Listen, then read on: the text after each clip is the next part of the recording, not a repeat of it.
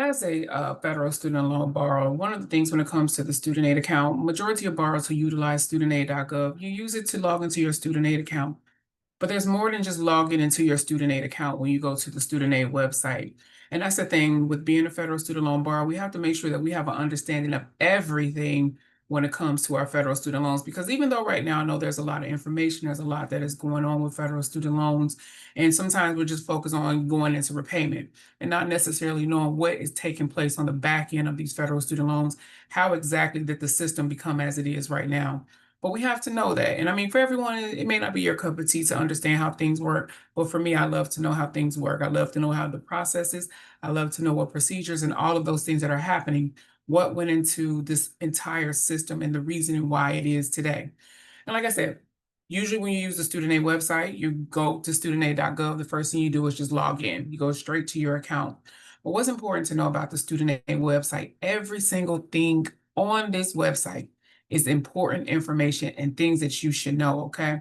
One thing of which is scrolling all the way down to the bottom of the screen. There's little tabbies down here that will get you to more information about the student aid website and the system, the processes, everything in general. And one thing I like to do is go to the data center because the data center houses a lot of information. Um, and it tells you a story about how the systems are what they are as they stand.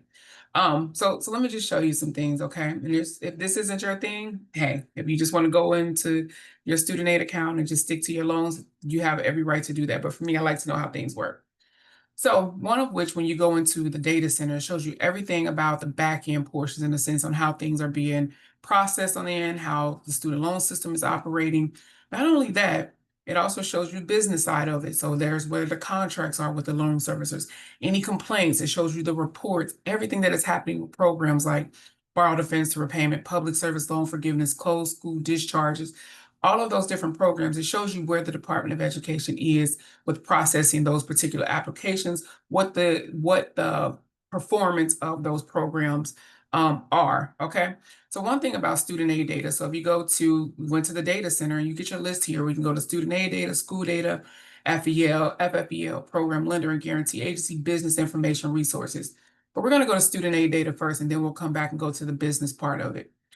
Under student aid data, this is where you're able to see all of the different reports, and it just depends on what report that you're looking for. We got application volume reports, Title IV program volume by schools, the federal student loan portfolio, default rates, and loan forgiveness reports.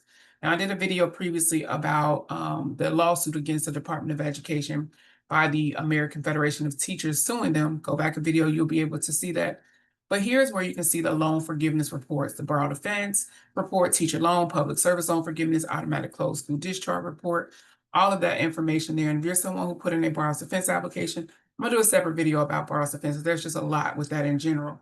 But this is where you can see where the Department of Education is with them making decisions on the application. You'll be able to see all of the information in regard to the different schools, what applications are pending, what have been approved, settlement relief, what's been denied, what's been closed, and what's been received. So you want to go back and look at that information, okay? Especially if you're someone who has an application that is either pending or whatever the case may be. We're going to go back. So I'm just going to hit the back arrow. It's going to take us back where we started as far as with the reports, but you can also see public service loan forgiveness reports. You're a PSLF borrower, you have put in your public service loan forgiveness application. You can see what the status is and where they are with public service loan forgiveness applications. And you can see, it'll tell you the data, count of process applications, pending applications, count of closed or canceled applications. But here is a breakdown of pending and closed applications. Look at the amount that are still awaiting signatures. So if you're someone and you're dealing with an employer who hasn't signed your PSLF certification form, reach out to that employer, reach out to your HR department, whoever is in charge of signing or who can certify employment, reach out directly to them to make sure that you're getting that signature so that way you can get your time credited for your public service loan forgiveness application. All right. Also that incomplete application. So there's still information that we as borrowers may not be providing. So you just want to make sure that if you have a application that you have put in for PSLF, that you're making sure everything is completely filled out, okay?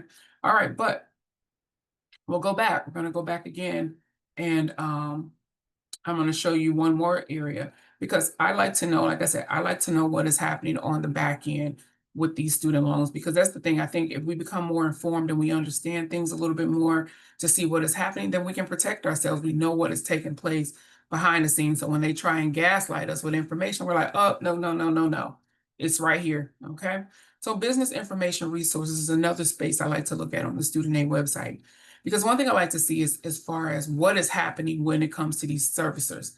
Because if you're dealing with a loan servicer and you have been someone that's been reaching out to your servicer, getting conflicting information, you want to see what is happening on the back end with the Department of Education.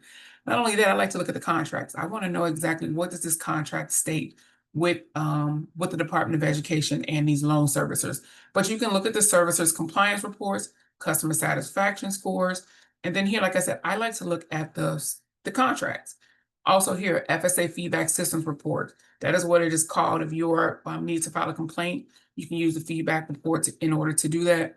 But I like to go, like I said, I like to look at the contracts. I like to see what type of money that the Department of Education pays these loan services, even though we see the headlines and the news where they are fining these servicers millions of dollars. But I'm like, okay, does it, I mean, they're still up and operating. So does that millions of dollars that they fine these companies really mean, like, does it really hurt them?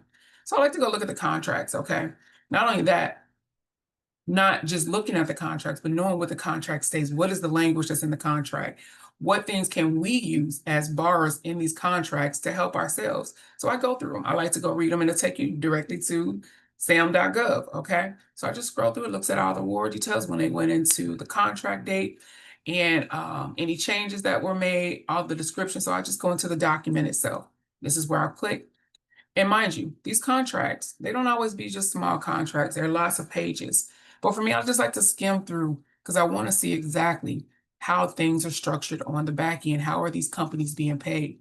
And so it'll show you schedule of supplies for the first 100,000 allocated borrower accounts. Only the following prices shall apply.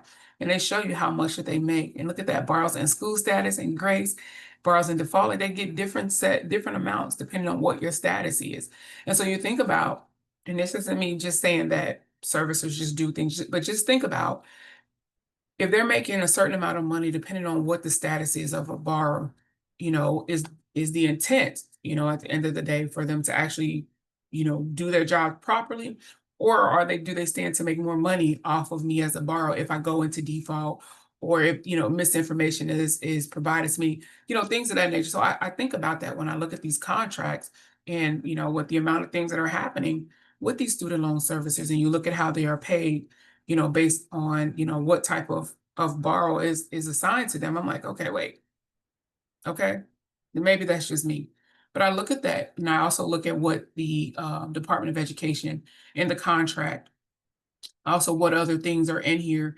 Because one thing as far as with the Freedom of Information Act, there's things that you can request. You have the right to request to know what actually is going on. You can request certain documentation.